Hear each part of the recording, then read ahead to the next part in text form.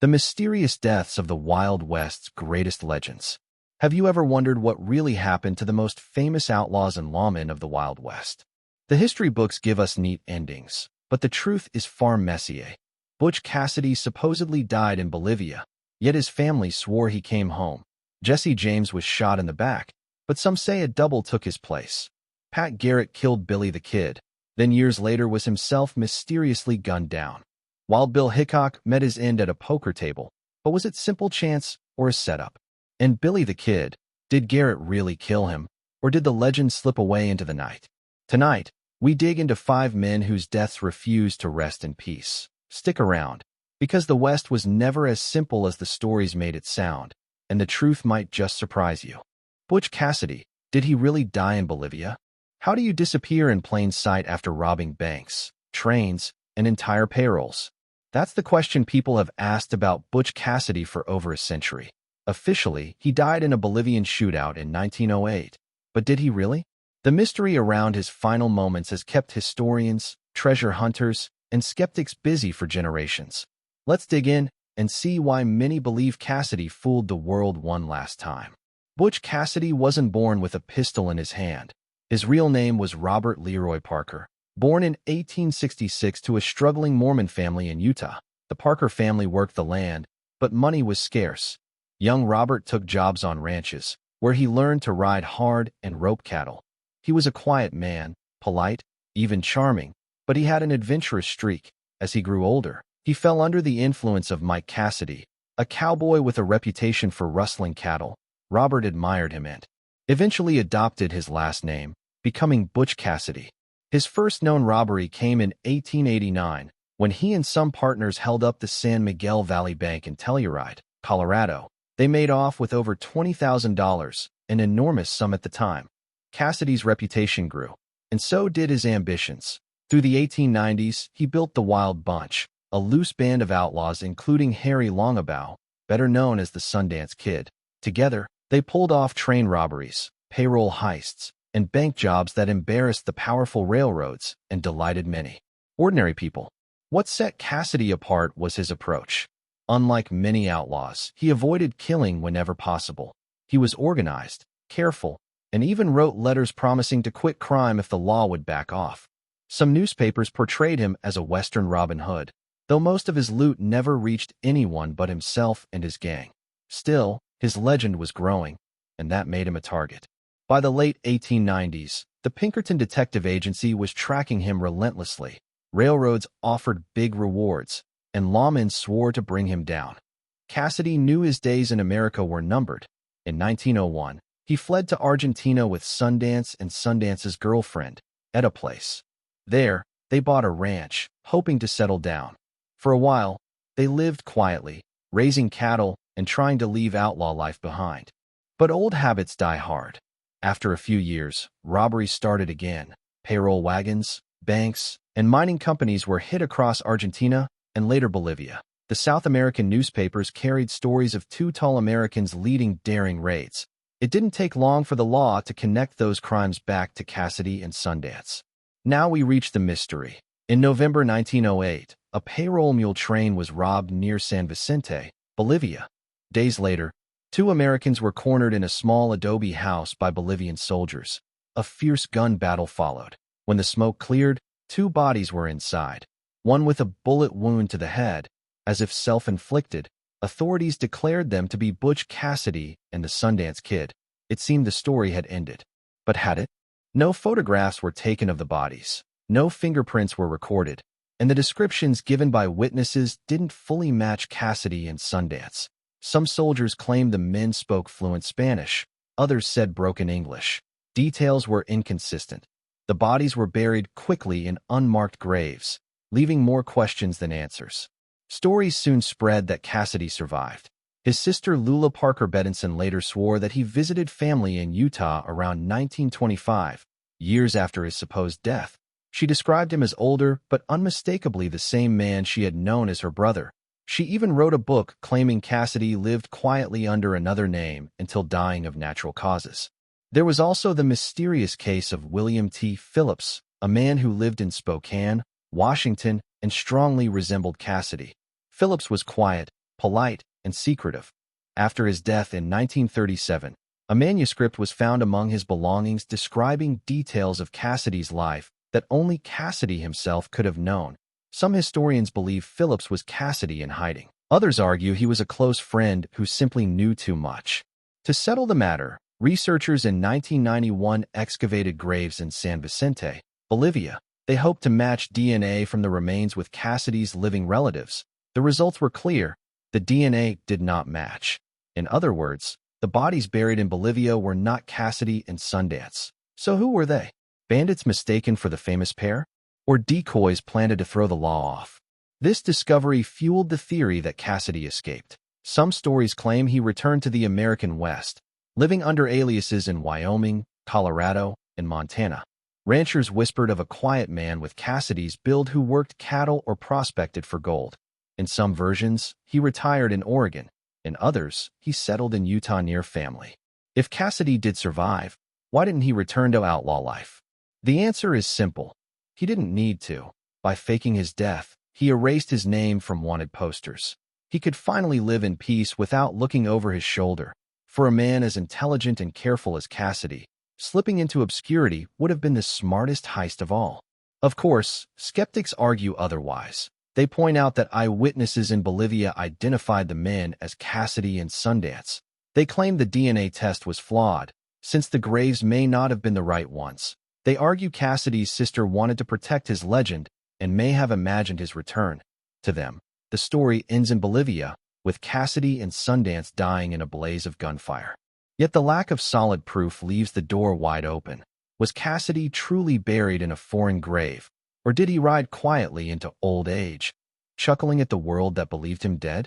Think about it. Would a man as clever as Cassidy, who had outwitted Pinkertons and posses for years, really allow himself to be trapped in a dusty Bolivian town? Or was the shootout just another clever trick, staged so he could vanish forever? Later in this video, we'll dive into Jesse James, another outlaw whose supposed death may not have been what it seemed. But before we move on, ask yourself this. If you had a chance to vanish, to leave behind the law, the danger, and the endless running, would you take it? Or would you go down fighting in a foreign land, remembered but gone forever? For Butch Cassidy, maybe the greatest crime he ever pulled was stealing back his own life and keeping the world guessing for more than a century. Jesse James, was the man in the casket really him? Was Jesse James really killed by his own gang member? Or did he fake his death and slip away? That question has stirred rumors since April 3rd, 1882, the day Jesse was supposedly shot in the back. Some said the dead man wasn't Jesse at all. Could America's most wanted outlaw have pulled off the ultimate disappearing act? Jesse James wasn't always a criminal. Born in Missouri in 1847, he grew up in a deeply divided state. The Civil War ripped Missouri apart, pitting neighbor against neighbor.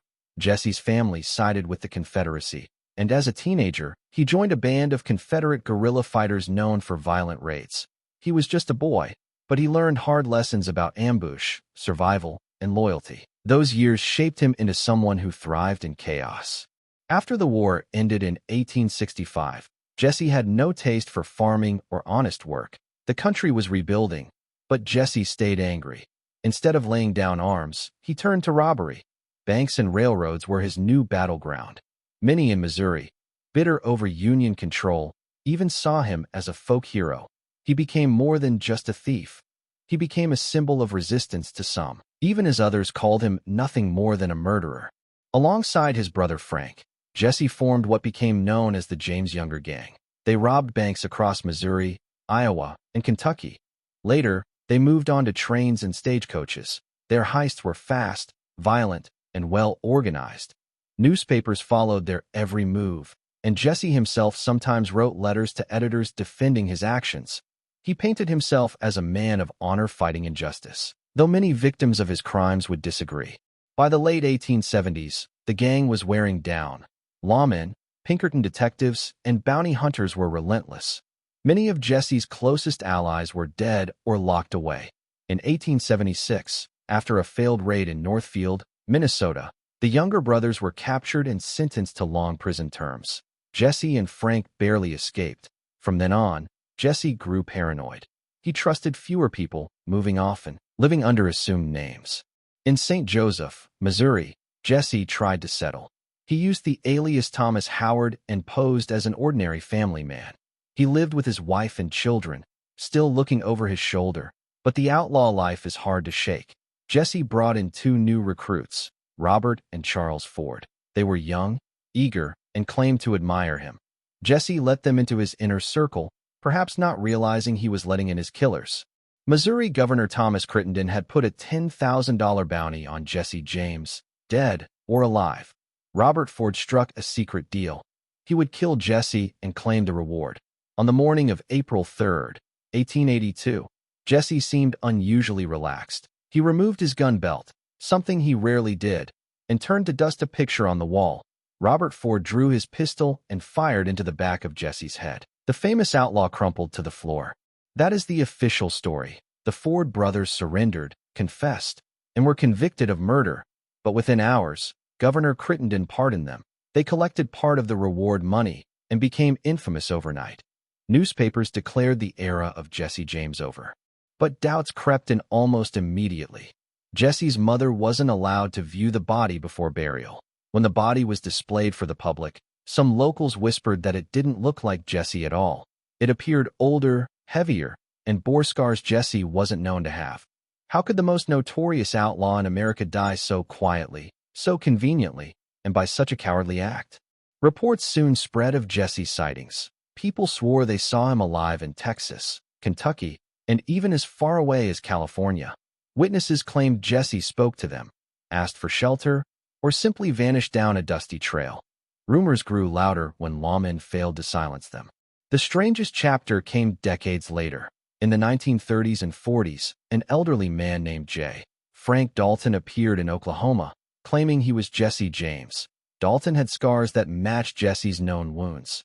He knew details about robberies that were never publicized, and he told story after story about life on the run, convincing enough to make newspapers take notice. On his supposed 101st birthday in 1948, Dalton even staged a public event, standing before crowds and declaring himself the real Jesse James.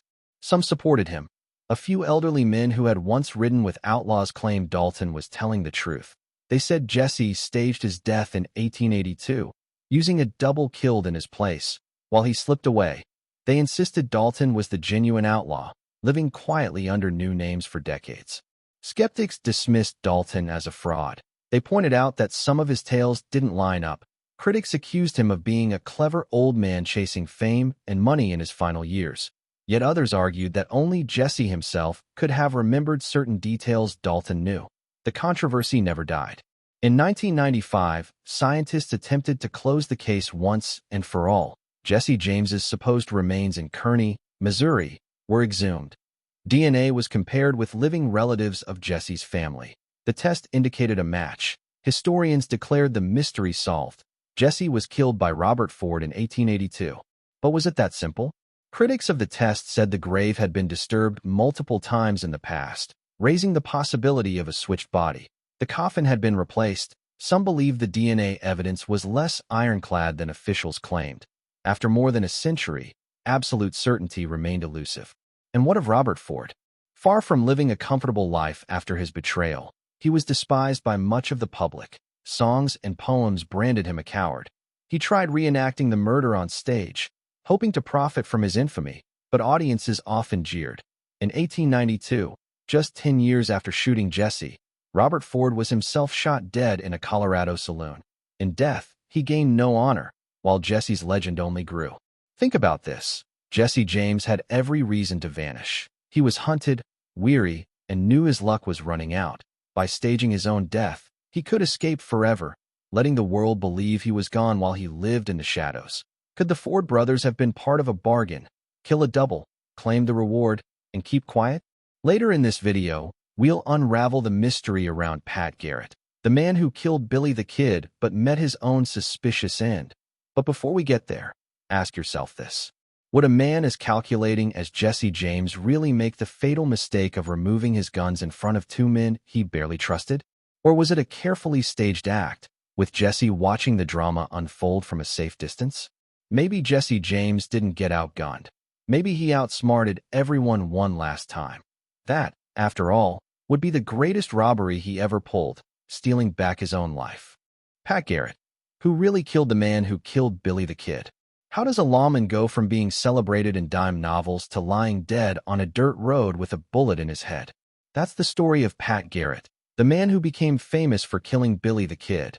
In 1908, Garrett was ambushed and murdered, but the case was never solved. Was it revenge, money, or a deeper conspiracy? Let's walk through the twists and see why Garrett's death remains one of the great Wild West mysteries. Patrick Floyd Jarvis Garrett was born in Alabama in 1850. Like many frontier men, he moved west as a young man, drifting into Texas and later New Mexico. He worked as a buffalo hunter, ranch hand, and gambler. He was tall, lean, and carried himself with a quiet, watchful presence. By 1880, Garrett had earned enough respect in Lincoln County, New Mexico, to be elected sheriff. Almost immediately, he was handed one of the most difficult jobs in the territory: capture Billy the Kid. Garrett and Billy had crossed paths before. Some said they were on friendly terms. Billy, whose real name was Henry McCarty, was only in his early 20s but already a legend. Garrett tracked him down, captured him, and then watched him escape from jail in April 1881. Billy killed 2 deputies during that breakout. The territory demanded blood. On July 14, 1881, Garrett found Billy at Fort Sumner. He claimed Billy entered Pete Maxwell's house, and when he recognized Garrett in the dark, Garrett shot him through the heart. Just like that, the legend of Billy the Kid ended, and Garrett's began. For a while, Garrett basked in the fame. He wrote a book about the killing, though some historians believe it was ghostwritten. He toured, gave interviews, and presented himself as the lawman who brought down the West's most notorious outlaw. But fame fades quickly. By the late 1880s, Garrett's life was a mess. He lost re-election as sheriff, failed at ranching, and piled up debts. The man who killed Billy the Kid was now struggling to survive. He tried to find stability. In the 1890s, President Grover Cleveland appointed him customs collector in El Paso, a good-paying job, but Garrett's reputation for gambling and drinking didn't help him. After losing the position, he fell deeper into financial ruin. He mortgaged land, borrowed heavily, and was known to be desperate for cash. His once sharp image as a fearless lawman had crumbled. Even his family life was strained. By 1908, Garrett was broke and living on borrowed land near Las Cruces, New Mexico. He was negotiating a land deal with a man named Wayne Brazel, a rancher who raised goats on the disputed property. Garrett hated goats, claiming they ruined the grassland. Arguments between the two grew heated. Witnesses later said Garrett made threats and carried his gun openly, warning Brazel he would settle things one way or another. On February 29, 1908, Garrett was traveling by wagon road near Las Cruces with a business partner named Carl Adamson. Brazel was also on the road that day. What happened next has never been settled. Garrett was shot in the back of the head, and another bullet struck his stomach.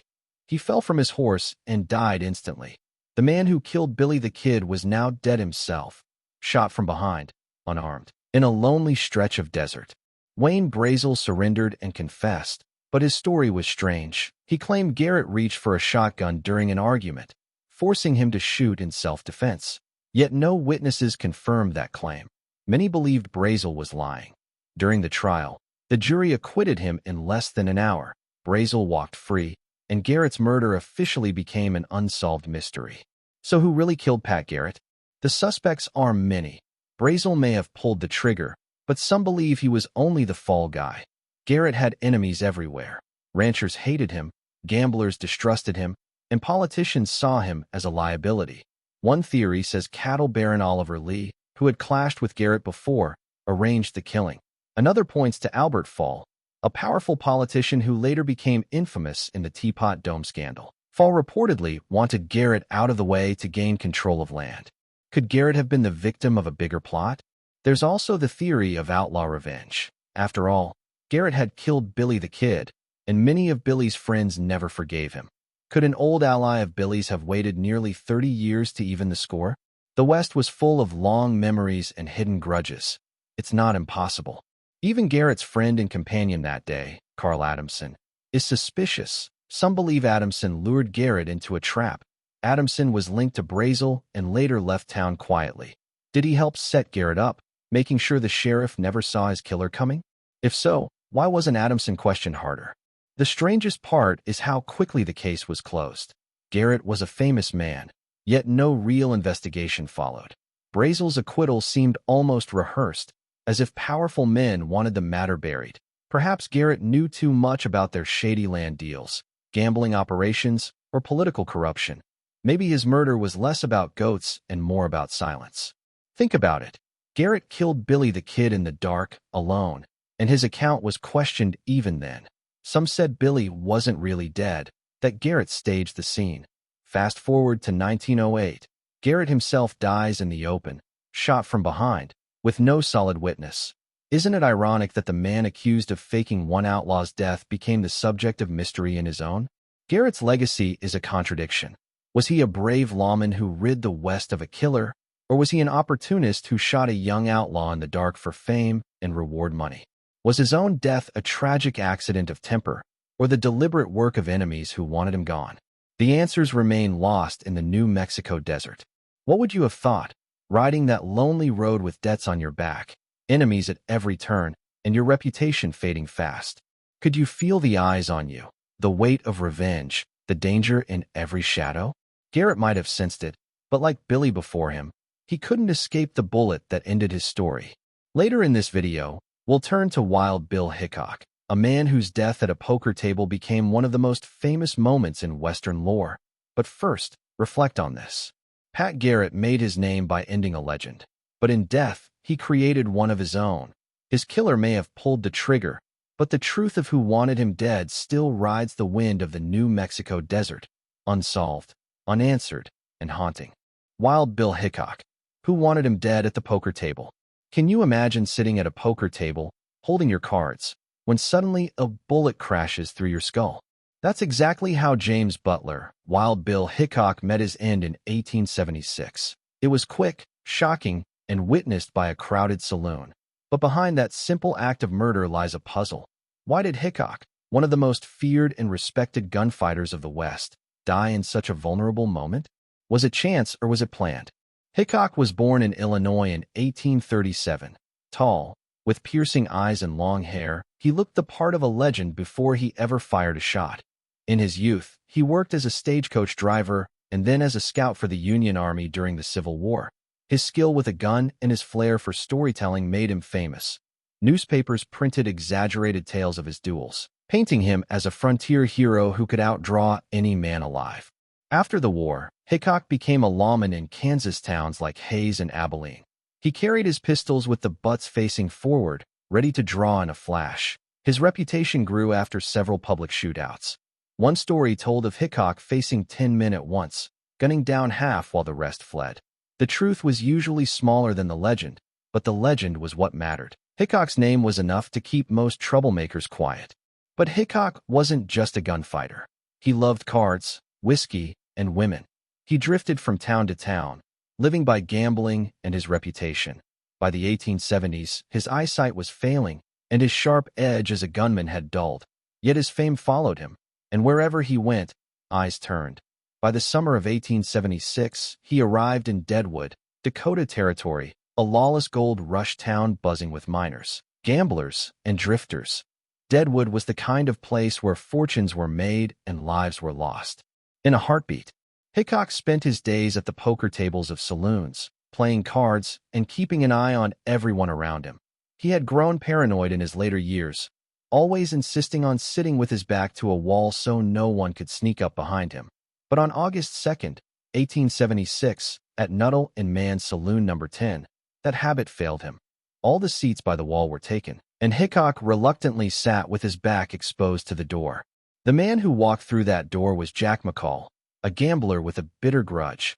Hickok had beaten him at cards before, embarrassing him in front of others. Some accounts say Hickok had given McCall money for breakfast after his losses, a gesture that stung his pride even more. That morning, McCall walked into the saloon, drew a pistol, and shot Hickok in the back of the head. Hickok died instantly, his cards clutched in his hands, black aces and eights, forever remembered as the dead man's hand. McCall was captured, but the first trial was a farce, held in Deadwood, which had no legal authority, McCall claimed he was avenging his brother, supposedly killed by Hickok.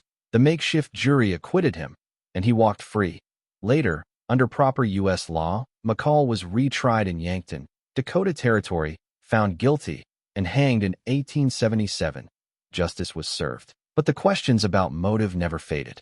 Was McCall simply a sore loser, humiliated and reckless, or was he a pawn in something larger? Some historians argue that McCall lacked the nerve and skill to kill Hickok without help. They suggest others may have paid him to do it. Hickok had made enemies throughout his life, and Deadwood was crawling with gamblers and gunmen who disliked him. Was McCall their chosen triggerman? Another theory says Hickok himself was slipping. With his eyesight failing, his edge at cards and gunfights was gone. Some believe he knew his days were numbered and almost expected a violent end. His decision to sit with his back to the door that day, something he rarely allowed, might have been more resignation than mistake.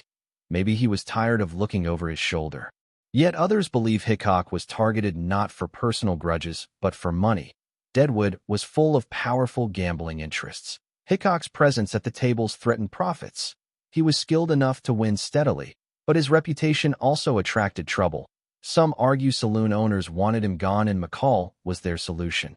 If so, McCall may have been promised protection, only to be abandoned once the federal courts took over.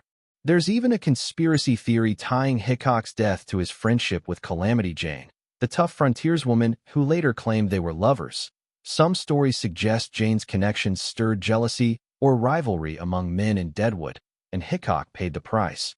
While romanticized in later dime novels and films, the link between Hickok and Jane remains hazy. But jealousy has always been a powerful motive, even in the Wild West. Regardless of the motive, Hickok's death secured his place in history. The image of the famous gunfighter, felled by a bullet while holding the dead man's hand, became one of the West's enduring legends. It symbolized the fragility of even the toughest frontier icons. Hickok survived shootouts, wars, and countless threats, only to be taken by a backshot in a crowded saloon. Would Hickok's fate have been different if he'd found a seat against the wall that day? Or was his death inevitable, the closing chapter of a life lived too fast and too boldly? Think about it. Hickok lived by the gun, and perhaps it was only a matter of time before the gun caught up to him. But whether McCall acted alone or at the bidding of others, Hickok's murder still feels less like an accident and more like a planned end. Later in this video, we'll return to Billy the Kid, the outlaw whose supposed death at Garrett's hands launched a century of rumors. But before we move on, reflect on this. How would you want to go out?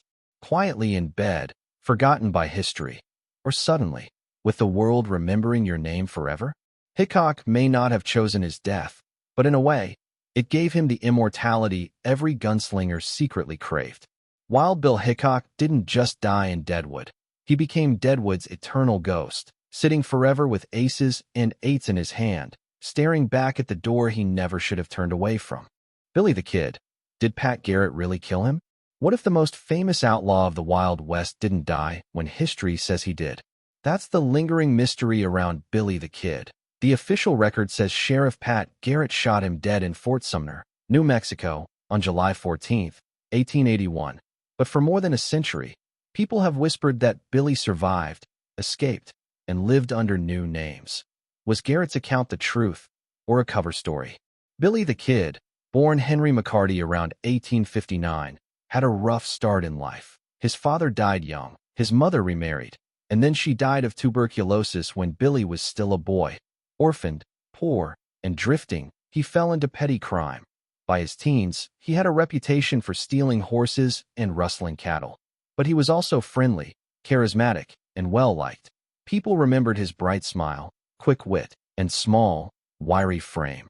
He was hardly the image of a ruthless killer, yet his legend grew fast. The turning point came during the Lincoln County War of the late 1870s. New Mexico was a battleground of rival business factions, and Billy sided with the regulators, a group of gunmen fighting against a powerful monopoly. In the chaos, Billy gained notoriety as a deadly fighter. Some say he killed as many as 21 men, though most historians believe the true number was closer to 4. Still, the myth of Billy the Kid, an outlaw who killed one man for every year of his life, stuck. By 1880, Billy was wanted across the territory, Governor Lew Wallace promised him a pardon if he testified against other criminals, but the deal fell through. The kid felt betrayed. When Pat Garrett became sheriff of Lincoln County in 1880, he made it his mission to capture Billy. Garrett succeeded in December, arresting him after a long chase. But in April 1881, Billy pulled off one of the most daring jailbreaks in Western history. He killed 2 deputies and rode off, free once again. The territory erupted. The newspapers spread his name across the country. For the people of New Mexico, Billy was both villain and folk hero.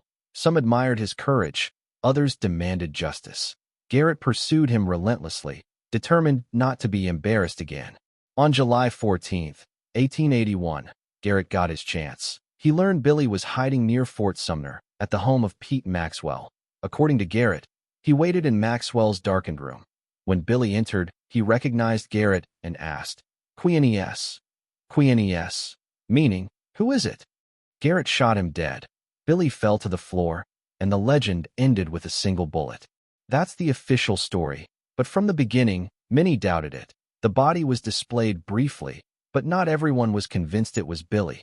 Friends claimed the corpse looked too heavy, too long in the face. Others insisted Garrett had staged the scene. Some believed Billy slipped away that night, leaving another man to take the fall. Why would Garrett lie? Some say he made a secret deal with Billy. Instead of killing him, he helped him escape in exchange for cash or promises. This theory suggests Garrett shot someone else and claimed it was Billy to satisfy the law while letting his old acquaintance vanish. After all, Garrett and Billy weren't complete strangers. They'd shared drinks and crossed paths long before Garrett wore the badge. For decades, stories of Billy's survival circulated. People claimed to see him in Texas, Arizona, and even Mexico. One of the most famous claims came from Brushy Bill Roberts, an old man from Hickok, Texas. In 1949, Roberts declared he was Billy the Kid. He said Garrett never killed him, that he escaped, and lived quietly under aliases for decades. Roberts sought a pardon from the governor of New Mexico, arguing that Billy had been promised one in the past. Roberts had details that seemed convincing. He knew names, places, and habits of Billy the Kid. He even had scars that matched Billy's known wounds. Some believed him wholeheartedly, but skeptics dismissed him as a liar seeking attention. Roberts died in 1950, his request for a pardon denied. To this day, some residents of Hickok insist he was the real Billy the Kid. In 2003, researchers tried to resolve the question with science. They petitioned to exhume Billy's supposed remains in Fort Sumner for DNA testing, comparing them to his mother's remains in Silver City. But legal battles and opposition from locals stalled the effort. Without DNA proof, the debate rages on. Why does the mystery endure? Maybe because Billy the Kid was more than just an outlaw. He was a symbol of youth, rebellion, and defiance. People don't want to believe such a figure could be ended so simply, with one bullet in a darkened room. The idea that he rode away into legend, living under another name, is more satisfying. And let's not forget Pat Garrett himself. His account of killing Billy made him famous, but it also made him enemies. Some accused him of lying, of murdering the wrong man, or of betraying a deal. Years later, when Garrett was gunned down in 1908 under suspicious circumstances, many wondered if it was connected to old secrets, including Billy's supposed death. Think about it. Would a sharp, quick, street-smart young outlaw really let himself be cornered so easily? Or would he have slipped away once more, leaving Garrett to write his version of the truth? History says Garrett killed him, but legend leaves the door wide open. Later in this video, we've already explored the strange ends of Butch Cassidy, Jesse James, Pat Garrett, and Wild Bill Hickok. Now, with Billy the Kid, we circle back to where law and legend clash the most. The truth may never be settled, but the question lingers like desert dust.